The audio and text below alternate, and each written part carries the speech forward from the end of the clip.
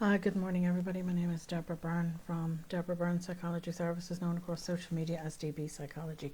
So this morning I'm going to be talking about dealing with negative people. And that was the topic of this week's blog, which you can check out at www.deborahbyrnePsychologyservices.com. Now, two things I want to distinguish between here. Because of what's going on at the moment, there is an awful lot of negativity up there on social media. Please remember, you can mute or block or delete anybody who you think is too much or too, it's too negative for you, it's too much, then just do it.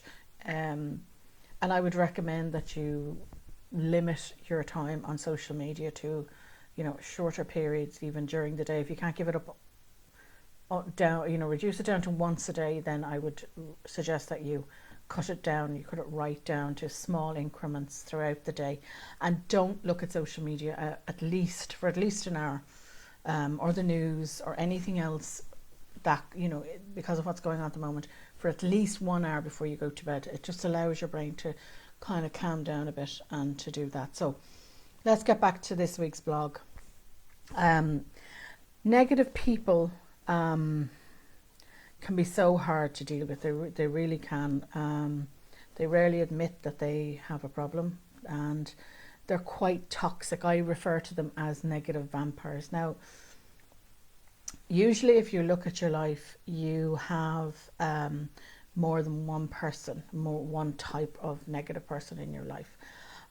So it can be family, friends, or colleagues, and you really have to do a review of everybody in your life to decide who's negative and who's positive. And what I mean by negative is, they're gossipy, they're nitpickers, they're angry, they're really toxic to be around. They're constantly. It's not just that they're constantly negative, but they are doing things or saying things that are negative or have a negative impact upon you as a human being. So that includes bullies and domestic violence. So you are not there to be anybody's punchbag, either verbally, emotionally, psychologically, financially, or physically, for anybody. A lot more times, though, it can be covert. These people can be, it'll be, instead of saying hello to you, it might be an insult, but it's an insult in such a way that you're kind of going, was that actually a compliment or was it really an insult? Did I hear them right? They're so good and so subtle at the way they can phrase things. They insult you as well as praise you at the same time. So that, so there are covert ways that these people can talk to you, can undermine your confidence, and just undermine you as a human being overall. They'll compliment you on your children but undermine you as a mother, for instance, something like that.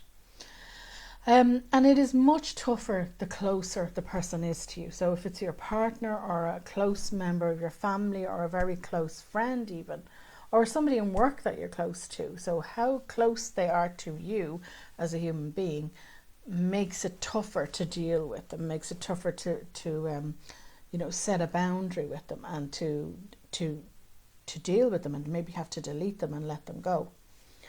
But if you don't set that boundary, you've got to ask yourself, am I willing to put up with the consequences? Because there are consequences. There's consequences for them, but there are also bigger consequences for you having to deal with negative people.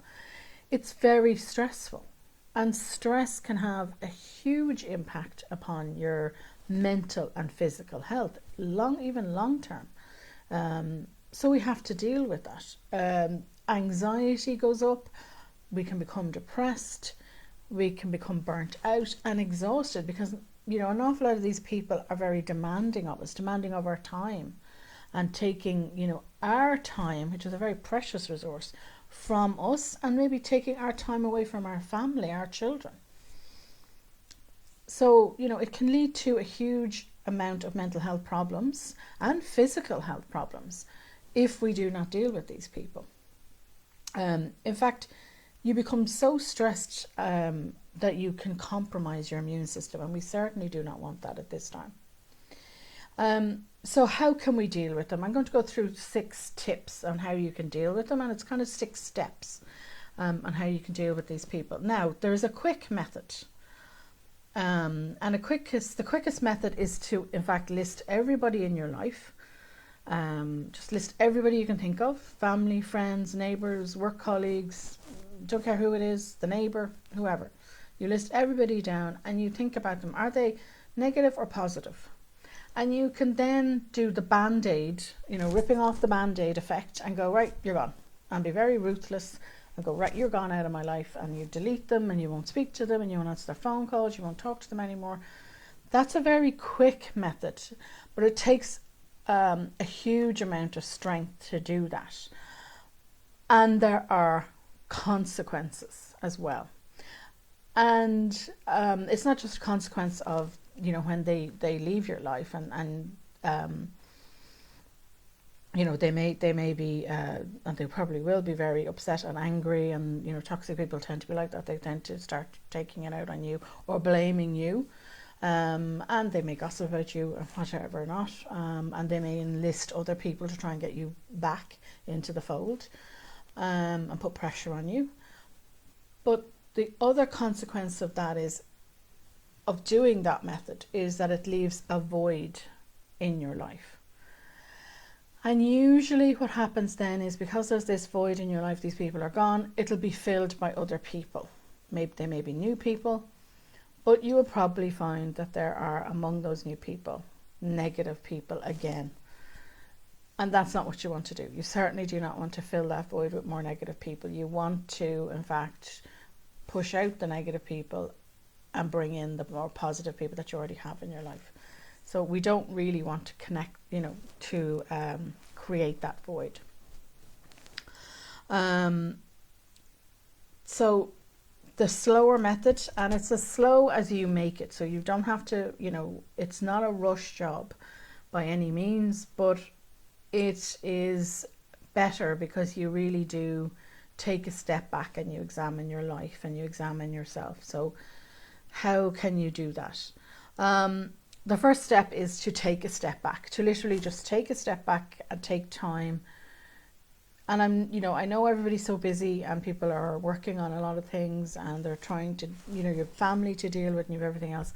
I'm not talking about taking an actual physical break from everybody and taking a weekend away or taking time out or anything like that. What I'm just saying is that you just stop and start to reflect on what's going on in your life. So you say, what am I doing right now? Am I looking after myself? Yes, I'm going to bring up the self-care. Am I doing my basic self-care? How am I setting boundaries with people? And I'm going to come on to that more in a bit in a minute. What's on my priorities? So, even listing out or doing a brain dump of what you're doing right now. When I say priorities, I mean your actual to-do list. Everything that you're doing and who you're doing it for. Who does it belong to? And I've talked about reviewing your priorities, and I have a free handout on that. So if you go over to my website at www.deborahbyrnepsychologyservice.com/resources, you'll find that there's one on reviewing your priorities. It's actually, in fact, one of the bundle at the top of the page, but there are lots of other free resources, by the way, at the bottom of the page. You don't have to sign up for, you just click and download. So reviewing your priorities. What have I actually got on my to-do list? Because normally when we have negative people in our lives, these toxic people, they get us to do stuff for them. They get us to, engage with them in some way, and we end up doing things. And our time, as I said, which is a very precious commodity,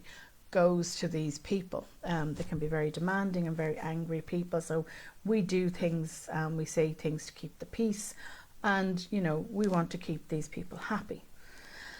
So part of, this is why I'm saying to you, you need to step back and start looking at them, start looking at your life and start looking at what you're doing. So then step 2, and this is kind of comes in 2 parts, is to acknowledge what's going on. So we've made our list of our to-do list, but then we do who is in my life.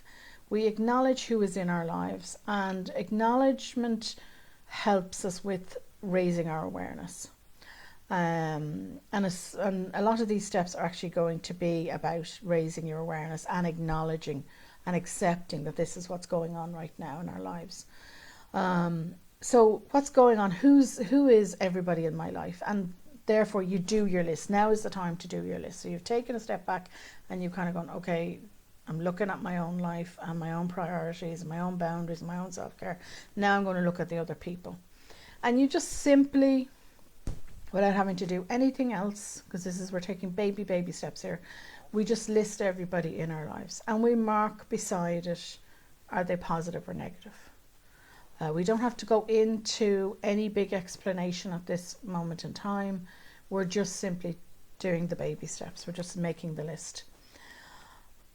And then having done that, you have to also, and this is about boundaries, is this about me? You've got to ask yourself this question. Is this about me? Or is it about them? And we're going to come on to them in the next step. But for this step, just, is this about me? What are my triggers? How are they triggering me? How do these people trigger me? Because that sometimes, and more often than not, it does give you a clue as to how these people are trapping you and getting you into doing what they want, or how you're responding to them. So how are they, what are they triggering in me? Am I, again, we're going to talk about our boundaries. Is this about my boundary? Am I letting my boundary slide? Do I have no boundaries with these people? Am I unable to say no to these people? So we're raising our awareness. We're acknowledging that this is how it is. That's all. We're just acknowledging it. We're not making any action steps at this stage. And having looked at that, then we can move on to step 3, which is to look at the other people now. And again, we're still acknowledging what's going on, and we're not taking any action. We're raising our awareness. And then we're having a look at these negative people and we're saying, do they have triggers? What is it about these people? Are you taking time to listen to what they're really saying? And what are they actually saying to you? Because sometimes there can be a pattern among these people, and they're giving you the same message. They're using similar tools, and that's what's drawing you in. So you're raising awareness about your own behavior in order to change it. This is what we're trying to do. Also incorporate into that, what's their body language telling you? Sometimes when with negative people, there can be people there that are saying one thing, but they're actually communicating something wholly different with their body language and their actions. So my thing here for you on those 2 steps there, 2 and 3, is to trust your gut, because it's right. And normally when we have these types of people in our lives, and we can lose that sense of trusting our gut, we can lose the stepping back and being able to think and get off the merry-go-round that they want to keep us on and keep us go. But when we take that step back, we can quieten our mind and we can start really observing our behavior, their triggers, our triggers, what's really going on, what's really being said.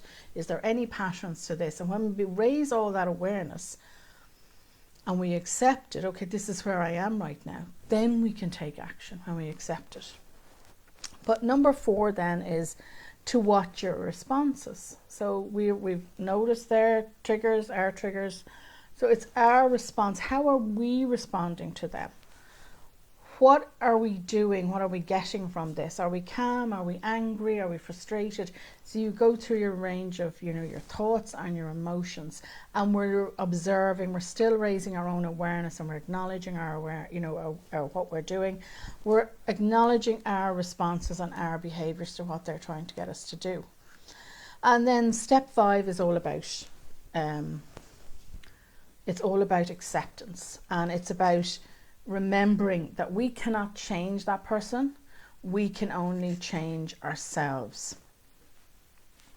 And sometimes that acceptance then has to lead us to the awareness that we have to let these people go. And that can be particularly tough. Now we go back to the list we created in step 2 that we've marked positive and negative, and we review it and say, okay, I've really taken a time to get to know this person, looked at their triggers, looked at my triggers, looked at all the responses that's happening between us, and, you know, I understand now that I cannot change them. So therefore, the only person I can change is myself. I can change my thoughts, I can change my emotions, I can change my behaviors. I can take ownership of me back again. So I'm taking ownership of myself, and I'm setting a boundary. I'm now ready to start setting boundaries.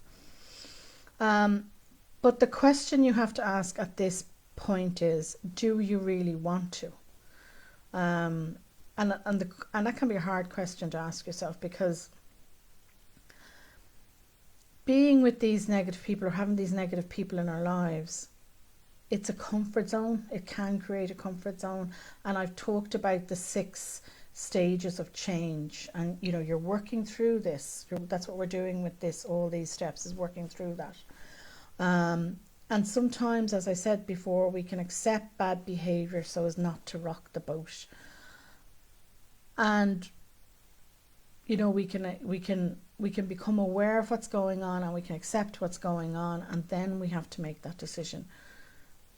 Are we really willing to change and change that? Because when we change, we will change the situation. We will change how we respond to these people.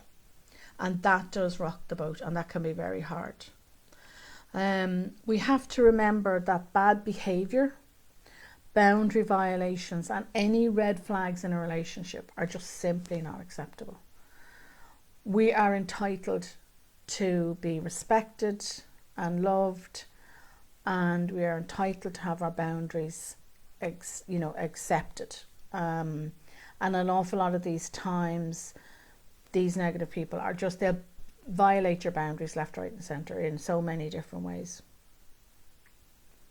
But in accepting all that, as I said, there are going to be consequences to wanting to change and to move to the final stage, if you like, of all this our raising of our awareness and our accepting of our situation with these people, is that we have to, you know, we decide whether we want to take that final step of taking the action. And the consequences can be for you and for them. So you've got to decide, is the consequences, am I willing to do that or not? So, and the final step is number 6, and that is all about you again. We're going back to you. And this is, I would very much say, is I start off by saying you have to reduce your stress levels. As I said, you can be very stressed dealing with these people. So you have to start calming the mind down. You have to start with some different techniques. I'm going to go through those in a minute. But if we have a calm mind, we can make better decisions. We can make more logical decisions, because when we're on that merry-go-round that they want to keep us on, and they want to keep us busy, and they want to keep us go like little hamsters on a wheel, then we don't stop to think in a rational, logical manner. Is this the best choice for me? And you have to do that in order to move forward. Remember, we're not doing the quick method. We're not trying to create a void in which we will only fill it with more negative people. We are trying to create a better life and a much stronger boundary with people, that they just will not be able to come into your life anymore. These types of people won't be able to come in. So that means in step 6 that we are creating a good basic self-care. We're changing ourselves. We can't change them, so we're changing ourselves. We're going to create a good basic self-care. We're looking after ourselves. We're starting now to set our boundaries. We're using meditation to calm the mind, to get a better sense of what we want, to start trusting our gut again, to start listening to the thoughts, the thought patterns, because an awful lot of the time these people would have fed in negative thoughts into your head. They're not your thoughts, they're their tape that they have fed into you, and we need to change that.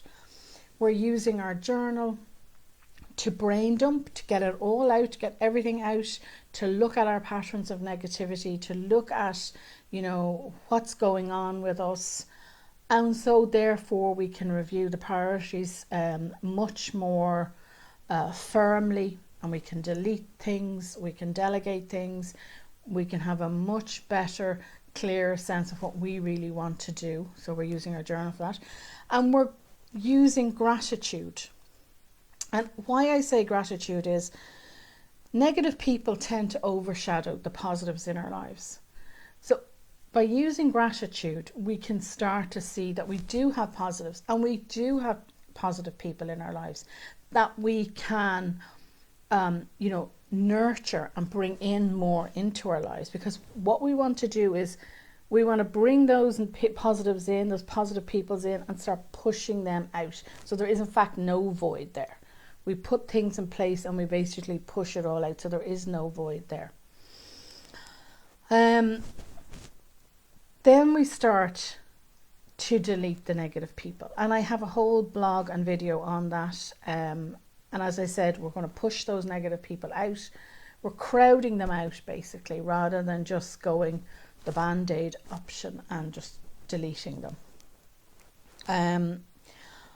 Now, a word of caution about negative people. They, as I said, they will rarely admit that they have a problem. It's always about the other person.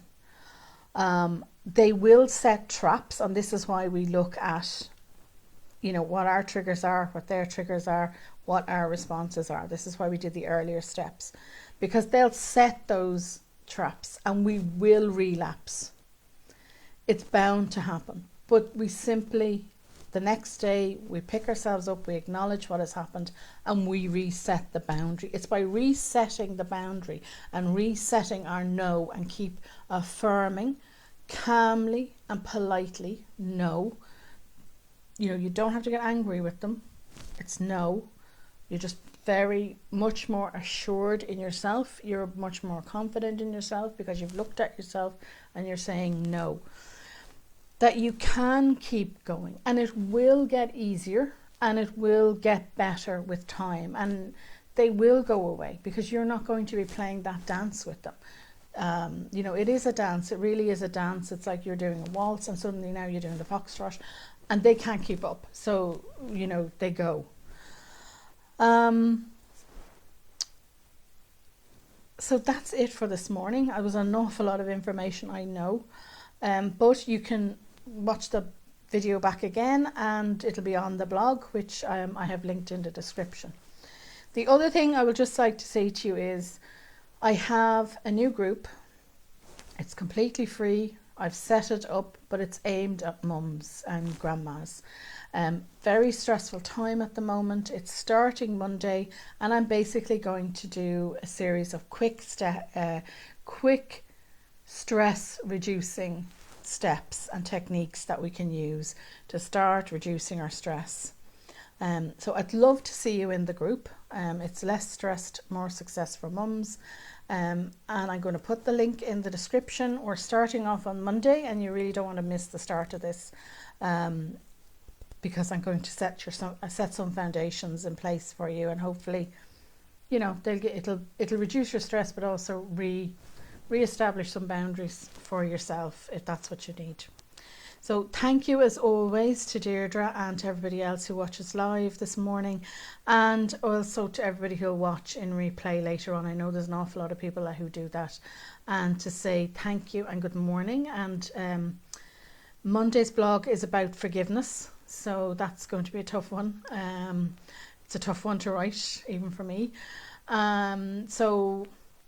I will see you all again, of course, next Saturday morning at 10 o'clock, and thank you all for joining me.